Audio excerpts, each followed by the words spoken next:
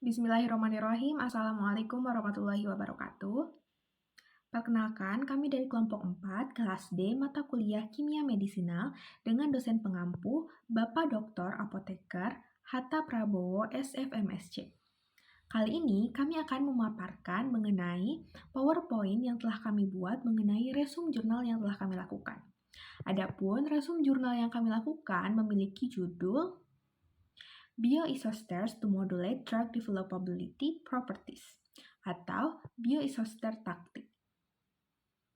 Berikutnya, izinkan saya untuk memperkenalkan anggota kelompok 4. Yang pertama ada Dela Kurnia Saputri dengan NIM 226132446, saya sendiri Lira Abdillah dengan NIM 226132447, kemudian Jenika Atia Hasna Isfahani dengan NIM 2261352, dan yang terakhir ada Putri Julia Rolobesi dengan NIM 2261353. Nah, untuk yang pertama, kami ingin menjelaskan terlebih dahulu mengenai kesimpulan dari seluruh jurnal ini atau garis besar dari jurnal ini. Nah, jadi paper ini membahas mengenai pemanfaatan bioisoster dalam desain obat untuk meningkatkan berbagai sifat kandidat obat. Misalnya seperti keasaman atau basa, kemudian kelarutan, dan lipofilitas. Nah, hal ini memberikan contoh sebuah keberhasilan penerapan isoster dalam merancang penghambat enzim dan agen terapeutik lainnya, termasuk pada penggunaan atom fluor untuk memodulasi kebasaan amina, pineruan fosfat untuk menghambat integrase HIV, dan cincin oksetan sebagai mimetik urea. Nah, selain itu, penelitian ini juga mengeksplorasi bagaimana bioisosters dapat digunakan untuk meningkatkan sifat pengembangan obat seperti permeabilitas, pengenalan P-glikoprotein, dan paparan oral pada inhibitor kinase dengan mensubstitusi atom hidrogen dengan fluor dan memanfaatkan isoster guanidin dan tengahin. Untuk topik yang akan kita bahas kali ini, yang pertama yaitu ada bagaimana bioisosters dapat digunakan untuk memodulasi kebasaan gugus amina dalam molekul obat. Yang kedua, ada apa saja contoh keberhasilan penerapan bioisosters dalam merancang inhibitor enzim. Yang ketiga, dengan cara apa bioisosters dapat meningkatkan sifat pengembangan obat seperti permeabilitas dan rekognisi P-glikoprotein. Cara bioisosters untuk dapat digunakan dalam memodulasi kebasaan gugus amina dalam molekul obat.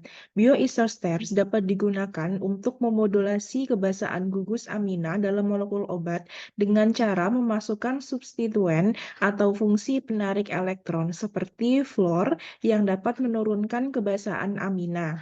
Pengenalan atom fluor ke atom karbon beta ke amina dapat mengurangi pKa sebesar 1,7 unit, memungkinkan estimasi perubahan kebasaan dengan akurasi yang wajar. Contoh keberhasilan penerapan bioisoster dalam merancang inhibitor enzim. Salah satu penerapan bioisosteres yang berhasil dalam merancang inhibitor enzim adalah pengembangan adenokatif, suatu inhibitor katepsin K yang memanfaatkan atom fluor untuk meningkatkan selektivitas penghambatan enzim dan sifat farmakokinetik. Contoh lainnya adalah rancangan inhibitor bioavailable untuk protease sistein lisosom dalam osteoklas, seperti L006235, yang memanfaatkan modifikasi untuk mengurangi kebasaan senyawa tersebut. Baik, selanjutnya cara bioisosteres meningkatkan sifat pengembangan obat seperti permeabilitas dan rekognisi P-glikoprotein. Bioisosteres dapat meningkatkan sifat pengembangan obat seperti permeabilitas dan pengenalan P-glikoprotein dengan memperkenalkan substituen yang dapat meningkatkan permeabilitas pasif dan mengurangi rasio penghabisan P-glikoprotein.